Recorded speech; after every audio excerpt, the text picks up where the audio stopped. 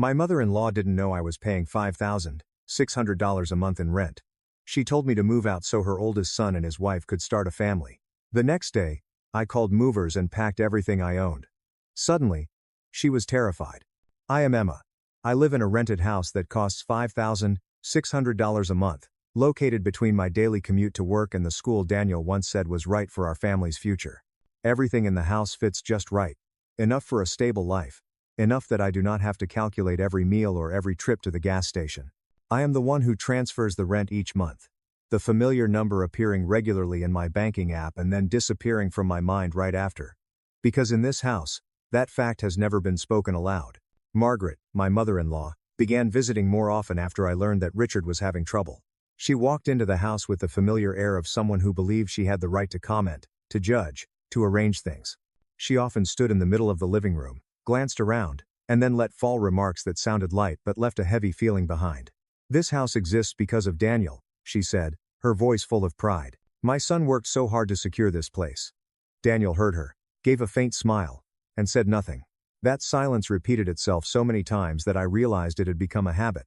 A soft cushion that allowed everything to pass without being confronted. Richard, the older brother, lost his job after a round of layoffs at his company. Linda, his wife, was pregnant, her belly clearly visible beneath loose clothing. Margaret began mentioning priority in what sounded like casual conversations. She talked about tradition, about how the eldest son needed a solid footing to lead the family. At first, these words were spoken in the kitchen, then they drifted into the living room, and eventually appeared right at the dining table, as if they were something everyone was expected to understand. I noticed that the way Margaret looked at me had changed. It was no longer a probing glance, but the look of someone weighing an option.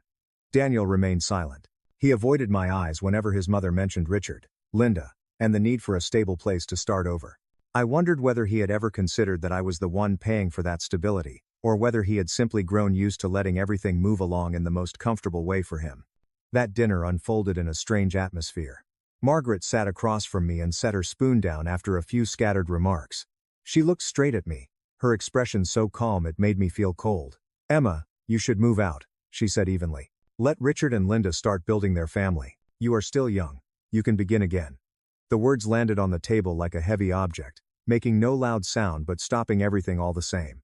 The entire table fell silent. I heard my own breathing more clearly than usual. Daniel lowered his head, his hand tightening briefly around his fork before letting go. Richard stared into his bowl, his shoulders slightly hunched, as if he had known this was coming. Linda rested a hand on her belly, glanced at me for a moment, then looked away. No one objected. No one asked for my opinion. Everything unfolded like a decision prepared in advance, waiting only for my nod to be completed. I looked at Margaret, then at Daniel. In that moment, I realized I was standing in a very strange position. I lived in this house. I paid for it. I maintained the stability everyone was relying on. Yet I was the one who could be asked to leave most easily. I nodded. I said only one word. Yes. That nod made Margaret let out a small breath, as if she had just finished taking care of something that needed to be done. Dinner continued, but I could no longer clearly hear what anyone was saying. Fragments of conversation passed by my ears like distant noise. I noticed Daniel avoiding my eyes for the rest of the meal. When everyone stood up, Margaret lightly patted my shoulder and added a remark about how everything would work out. I smiled, a smile that even I found unfamiliar. That night, when the house grew quiet again, I sat alone in the living room. The light spilled onto the floor, reflecting the things I had once thought were the foundation of a shared life. I opened my phone, scrolled past the familiar numbers, then stopped at a name I had never thought I would call at this moment. My finger touched the screen, and I made a call that no one in the house expected me to make, opening a chain of events that even I could not yet fully imagine. I called the movers that same night. The voice on the other end of the line was flat, familiar, like any other service call. When they asked, "Are you moving everything or just part of it?" I answered quickly, "Everything."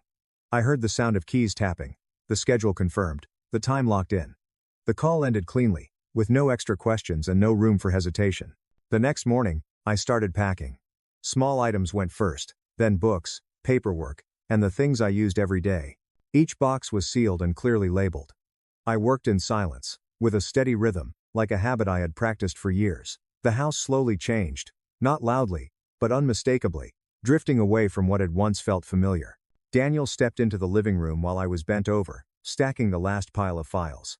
I saw him stop short, his eyes moving over the cardboard boxes lined along the wall. His face went pale. "What are you doing?"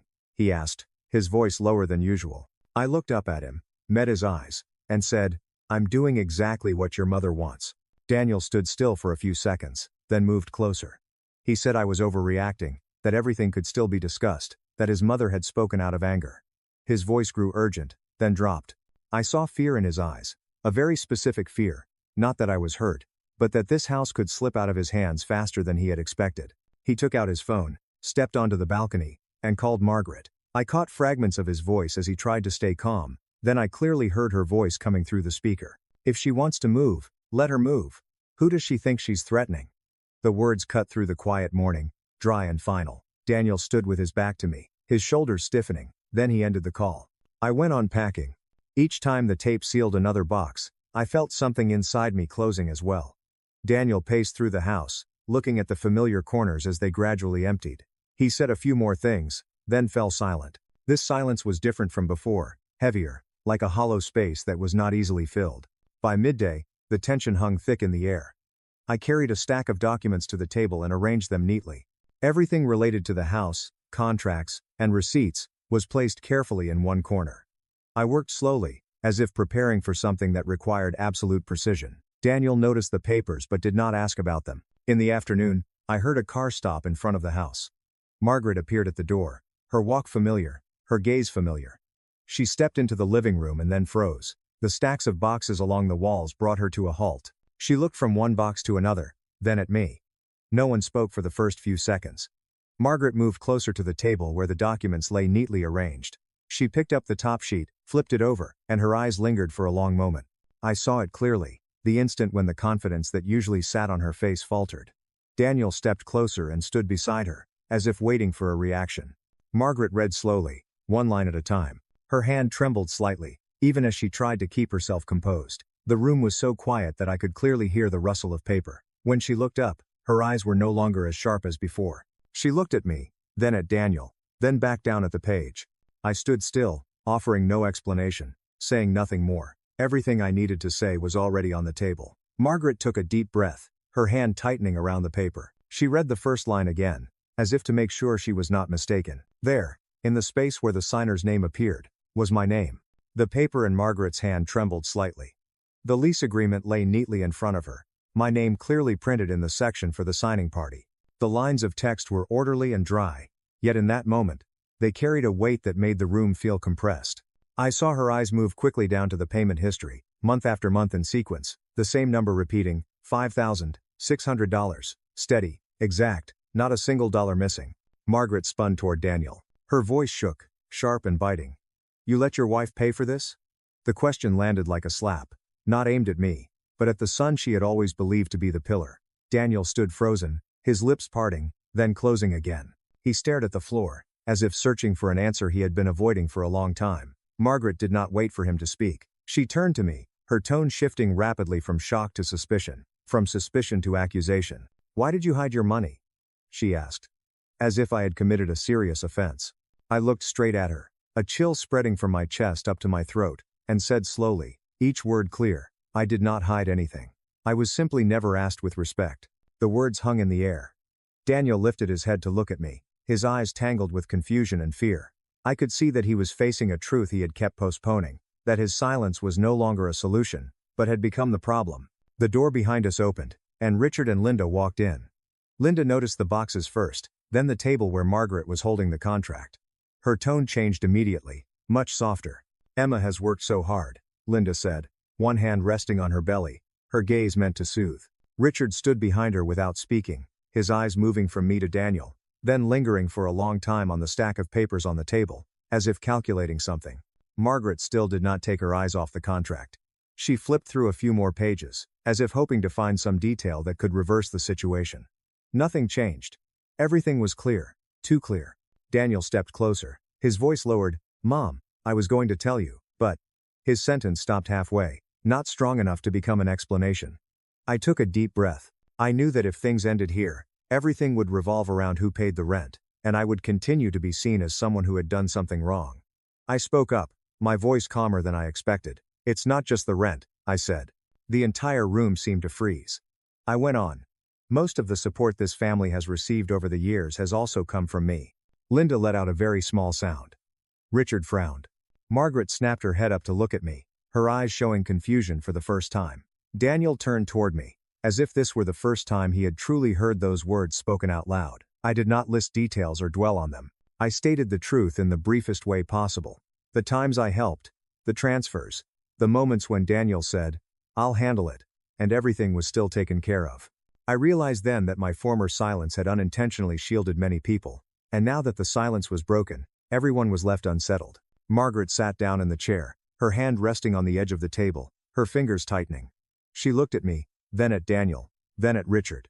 In her eyes, I saw not only anger, but something else as well, something like fear that had only just taken shape. Richard remained silent, but his expression had changed, no longer carrying the passive look he had at the beginning.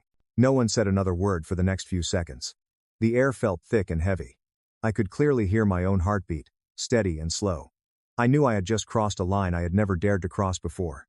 At that moment, Margaret's phone vibrated on the table. The sound was sharp and clean, cutting through the tension. She glanced down at the screen and froze. The caller's name was clearly displayed, Mr. Howard. Margaret hesitated for a second, then picked up the phone. She had not yet spoken when the man's voice on the other end came through, loud enough for everyone in the room to hear. "Hello, Mrs. Margaret, this is Howard, the landlord. I need to confirm a few details about the house." Margaret tightened her grip on the phone. I looked at Daniel. This time, he did not lower his head. Mr. Howard's voice came through the phone clearly, calm and decisive. "Are you moving out, so I can arrange someone else?" he asked me, calling me by name, as if there were only 2 people left in the room. I felt my breathing slow. That question placed me in a position no one had been willing to acknowledge before. The person with the final say. Margaret reacted instantly. She lifted her hand as if to snatch the phone from me, the familiar reflex of someone used to deciding for others. I stepped back half a pace. On the other end, Mr. Howard continued, his tone unchanged. "I need confirmation from the person whose name is on the lease." The brief sentence stopped Margaret cold. For the first time, I saw her freeze in the middle of an action, as if an invisible boundary had suddenly appeared in front of her. Daniel stood nearby, his face draining of color. He looked at me, then at his mother, then back at the phone. I could see the panic in his eyes, a very specific fear, close and immediate. If this house were lost, he would have to face things he had never prepared for. Credit records, deposits, responsibilities he had always assumed would work out because I was standing behind him. Mr. Howard waited. I answered him in a voice whose steadiness surprised even me. "I need more time." He was silent for a few seconds, then said, "I understand, but I will need an answer soon." The call ended, leaving a heavy emptiness in the living room. Margaret turned to me at once. Her expression was no longer the confidence she usually wore, but irritation mixed with worry. She spoke quickly, her voice lower. "Let me handle this." I looked at her and realized that the sentence had lost its familiar weight. For the first time, she had no tool with which to truly handle anything for anyone. Richard stepped forward a pace. He looked at me, then at Daniel, then turned to his mother. "You said this house was for me," he said, his impatience undisguised. The words exposed what everyone had been avoiding, that this house had already been drawn in their minds as a reward, a position reserved for the eldest son. Daniel turned toward me. I saw him hesitate, then lower his head. His voice grew small, as if each word were heavy. "I promised Mom that this house would be Richard's." The confession dropped into the room and silenced everything. I looked at him, a cold feeling spreading in my chest. That promise had been made behind my back, built on the steady stream of money I had transferred month after month. Margaret said nothing for a few seconds. She looked at Daniel, then at Richard, then back at me. In her eyes, I saw the familiar calculation, but this time it was blocked by another reality, the fact that the signature on the lease was not hers. Richard clenched his hands. Linda stood behind him, her face tight, her eyes flicking toward me before turning away. Daniel stepped closer to me, as if he wanted to say more, then stopped. I realized he was standing between 2 sides. One was the promise he had made to keep peace in his family, the other was the person who had created that peace. I did not need him to explain anything further. The truth was already clear enough. I walked over to the table and set the phone down. The room was so quiet that I could hear the second hand ticking slowly on the wall clock. I looked at each person in turn, without anger, without raising my voice. I felt one thing with absolute clarity, that all this time, every decision, large and small, had been made with me kept outside the circle of consent. Margaret opened her mouth, then closed it again. Richard turned away, as if avoiding my eyes. Daniel stood still, his shoulders sagging. I understood that what was happening was no longer about rent or a place to live, but about the way this family had grown accustomed to arranging my life without my agreement. I took a deep breath. In that moment, I realized a truth that made me strangely calm. I had never been someone whose opinion was sought in my own life, and that, more than any number, was what truly needed to change. Margaret looked at me for a long time, her expression gradually returning to the familiar hardness and certainty. She spoke about the eldest son as if she were describing an order that had existed forever. That Richard was born to shoulder responsibility, to be prioritized, to stand at the center. In her version of the story, who had to pay the price did not seem to matter, as long as that order remained intact. She turned to Daniel, then back to me, her voice lowering but staying firm. This house, the way she framed it, had never been a rental contract or a monthly expense. It was family property, a position she had quietly reserved for Richard all along. I stood there listening and understood my place in that narrative. I was the temporary placeholder, a convenient solution until her plan was complete. Daniel lowered his head, his hands clasped together. I looked at him and realized he had heard these things before, had accepted them as part of the peace he was trying to preserve. Richard stood across from us, silent but not surprised. Linda pressed close to him, her face tense, her eyes flicking toward me before turning away. I spoke, my voice clearer than I expected. My help has been mistaken for obligation. The sentence dropped into the room, clean and sharp. I said nothing. There was no need for a long explanation. What I had given, in their eyes, had become a given, a resource always available without needing consent or appreciation. Margaret opened her mouth to argue, but I walked to the table and picked up my phone. I opened an email and turned the screen toward them. The confirmation was clear, showing that I had prepared to withdraw from the joint account some time ago. I had seen the arrangements made behind my back, the promises given without my knowledge, and I had chosen to prepare for this day. Daniel lifted his head and stared at the screen, his eyes widening. I saw shock mixed with panic on his face. "When did you do this?" he asked, his voice dropping. I answered briefly that I began preparing when I realized every major decision in the household was being made without my consent. Margaret stared at the screen, then at me. The rigidity on her face cracked. She sat down in the chair, her trembling hand resting on the edge of the table. Tears spilled over. "For the first time since I entered this family," she said, her voice breaking, that she was financially dependent on us as well, that the support helped her keep her own house, keep the stability she was always afraid of losing. The room fell quiet. I looked at her, not with satisfaction, but with a heavy feeling. I understood her fear of aging, fear of losing support, fear of children no longer listening.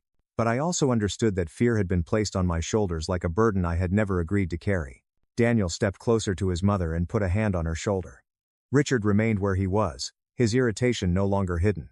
Linda lightly tugged at her husband's arm, but he brushed her off. The air in the room grew thick, as if each person were holding on to a piece of the truth they were unwilling to release. I was just about to say more when Richard laughed. The laugh was dry, cutting sharply through the moment that had begun to sink. He stepped toward the table, pulled a sheet of paper from his jacket pocket, and slammed it down in front of me. The paper slid across the surface and came to a stop right between us. Richard looked at me, his eyes turning cold. "Do you really think you're the only one with the right to be here?" he said, his voice low but openly defiant. I leaned forward to look at the paper, feeling my heartbeat slow. On that sheet was something I had never been shown, a piece of evidence Richard believed was enough to turn the situation completely around. Margaret leaned back in her chair, her hands tightly clasped together. When she began to speak, her voice was no longer sharp. She talked about old age drawing closer, about waking up in the mornings to an empty feeling when the house was silent. She spoke of the fear of becoming poor after a lifetime of saving, of having to ask her children for every dollar, of being pushed aside once she could no longer control anything. The words came out slowly, as if she had been holding them in for a long time. I listened without interrupting. I saw a part of Margaret that was real, fragile, and anxious. But I also saw how she used that fear to keep everything within her grasp, to decide for others before they had a chance to object. That pitiful side did not erase the fact that I had been placed in a role I was never asked to accept. Daniel stood up, took a few steps across the room, then stopped. He let out a sigh and avoided my eyes. "I need to say something," he began, his voice slow and heavy. He admitted that he had transferred money to his mother many times from our joint account. He said they were small amounts, that he thought he would make it up later, and that he did not want me to worry. Each sentence pulled me farther away from the man I had once trusted. I looked at Daniel, a cold feeling spreading through my chest. Those transfers, those moments when he said, "I'll handle it," now stood clearer than ever. I realized I had been placed in a very familiar position, the one ensuring everything kept running, while the important decisions happened beyond my reach. I turned to Margaret. I did not deny her fears. I understood why she clung so tightly to the idea of the eldest son, of family property, of holding decision-making power. But I was clear, my voice steady. I won't carry this anymore. The words landed, brief and final, like a line just drawn. Margaret looked at me, tears still clinging to her lashes. She opened her mouth, then closed it, as if searching for something to keep me there. I did not wait. I continued, choosing each word carefully. I needed financial transparency, every expense made clear, every decision involving money discussed in advance. If that did not happen, I would leave tonight. The room fell silent. Daniel turned toward me, panic plainly visible in his eyes. He said my name, his voice dropping, like a plea that had not yet fully formed. Margaret clenched her hands and looked at me as if she had just lost something familiar. I did not give in. This boundary had waited long enough to be drawn. Richard let out a short, cold laugh and stepped forward, cutting directly into the space between Daniel and me. "Do you think you're the only one paying?" he said, his voice full of challenge. The atmosphere shifted instantly. I turned to look at him, a chill running down my spine. Richard bent down and picked up the paper he had thrown onto the table earlier. He raised it higher, as if making sure everyone could see it. I saw Margaret's expression move from confusion to focus, while Daniel stood frozen. Linda tightened her grip on her husband's hand, her face tense. I stepped closer to the table and looked down at the paper. At first, I thought it was a receipt or some agreement they had kept from me. But when I looked more closely, I realized it was not what I had expected. The lines of text, the numbers, the layout, all of it carried a different feeling, unfamiliar. Richard watched me, his eyes lighting up in an unsettling way. "You don't know everything yet," he said, his voice low but confident. I picked up the paper, my hand pausing for a brief moment. There was something in its contents that made me understand the situation was more complicated than I had thought. I lifted my head and looked at each of them in turn. Margaret held her breath. Daniel pressed his lips together, and Linda turned away, as if avoiding my gaze. I looked back at the paper, trying to piece the information together. At that moment, I realized the document Richard had produced was not simply proof of who had paid what. It was something that could pull me into another risk, deeper and more dangerous. And I knew that from this moment on, every decision I made would have to be weighed more carefully than ever before. The paper Richard produced was not enough to claim ownership of the house, but it was enough to stain everything it touched. It was a vague confirmation, a loosely noted contribution, with no legally binding signature, yet it was tied directly to my home address. I looked at the circled numbers, the hastily written lines, and immediately understood why Richard had held onto it like a card up his sleeve. Richard stood across from me, his voice slow, as if explaining something obvious. He talked about having put money into this place, about rights, about fairness. I did not need him to finish. What sent a chill through me was not the amount of money, but the way this paper could be used to pull me into trouble I had never agreed to be part of. I flipped the paper over and noticed a small detail, but one heavy enough to make my heart sink. My home address was listed alongside an unfinished financial plan, something involving registration and sponsorship that I had never been consulted about. The pieces came together in my mind, the casual questions Richard had asked about paperwork, Linda's vague comments about the future. I understood then that they had planned to use this very address for a scheme where, if anything went wrong, my name would be the first one exposed. I looked up at Richard. "You plan to use my home for this?" I said, my voice carrying through the silent room. Richard shrugged, his faint smile fading. Linda stepped forward and shook her head repeatedly. "That's not it," she said quickly, her voice higher than usual. "He's exaggerating." Her eyes avoided mine, her hand gripping Richard's tightly. Margaret cut in immediately. She looked at me, her voice urgent, layered with the familiar mix of worry and pressure. She talked about appearances, about how family matters should not be exposed, about how I should stay quiet so there would still be room to maneuver. I heard my name spoken in the same sentence as the word sacrifice, as if it were something I was naturally expected to accept yet again. I placed the paper back on the table and slid it toward Richard.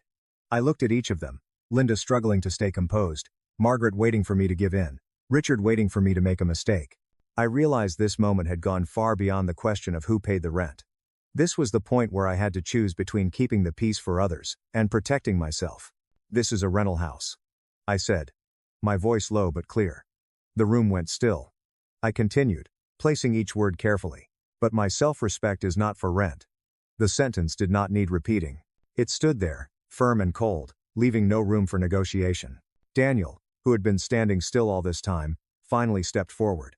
I saw him tremble slightly, but this time, he did not turn away. He looked at his mother, at his brother, then at me. His voice broke, but he did not evade the truth. He admitted he had allowed me to be disrespected, that his silence was the price he chose to pay to keep peace in his family. He said he thought I would eventually understand that everything would work out, until it all slipped beyond his control. Margaret looked at Daniel, her expression wavering. Richard frowned, as if he had just lost an advantage. Linda turned her face away, her lips pressed tight. I looked at Daniel and understood that this confession came late, but it was the first time he had chosen the truth over convenience. I took out my phone and sent a short message. Daniel saw it. He knew what I was doing. No one stopped me anymore. I had made my boundaries clear, and I did not need anyone's permission to step beyond them. Margaret called my name, her voice faltering, but I did not turn back. Sounds came from outside the door, steady and heavy. Familiar footsteps, the thud of boxes touching, the brief exchanges of people working on a set schedule. The movers had arrived. I stood still in the living room, listening as those sounds spread through the house, like a final period placed at the end of every exposed calculation. Daniel turned toward me, fear and acceptance mixed in his eyes. Richard stood frozen, Linda clinging tightly to his hand. Margaret sank down into the chair, her trembling hands resting on her knees. I walked toward the door, where the last boxes were being carried out, and I knew this decision had no path back. When the final box was lifted off the floor, I heard the door close behind me. I signed the contract termination on a quiet afternoon. Every clause was clear, lawful, and within the proper timeline. Mr. Howard confirmed it by email, brief and decisive.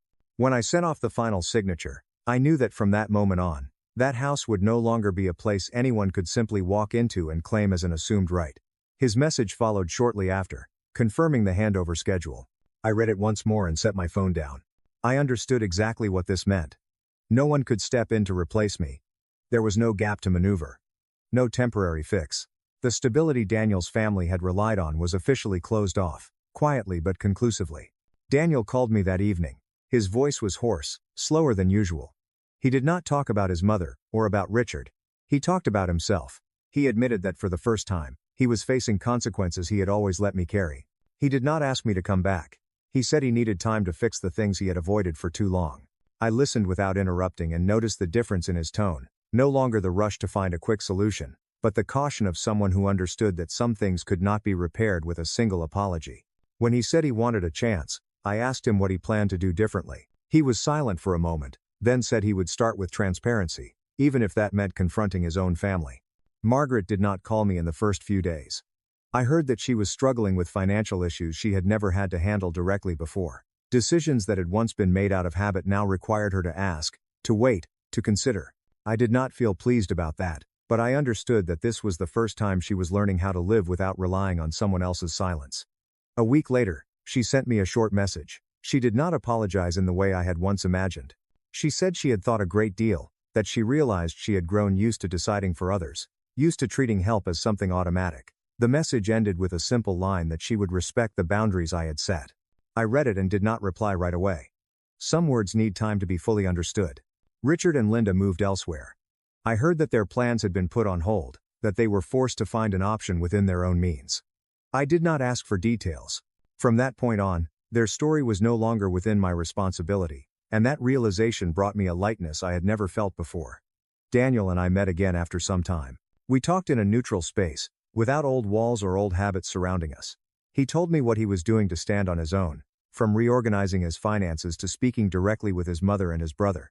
I listened and realized that this time, he was not expecting me to carry things for him. He was walking on his own. I did not make a decision right away. I told him that any chance, if it existed, would come from consistent action, not from momentary regret. He nodded and did not argue.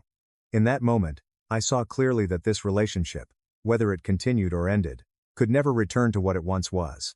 I returned to my new apartment late that evening. The door closed behind me. The sound soft and firm. I stood still for a few seconds, feeling the space that belonged solely to me. There was no one calling my name, no watchful eyes, no decisions waiting for my nod to be completed. There was only quiet, and a clear sense that I was exactly where I was meant to be. This story does not end with anyone winning or losing. It closes with me learning how to leave at the right moment. before my silence turned into complicity. When I turned off the light and stepped deeper into the room, I knew the door behind me had closed, and ahead of me, there were still choices waiting for me to decide. If Emma's story made you see a part of yourself, follow the channel to hear more everyday stories like this, and share the video so others can know they are not alone.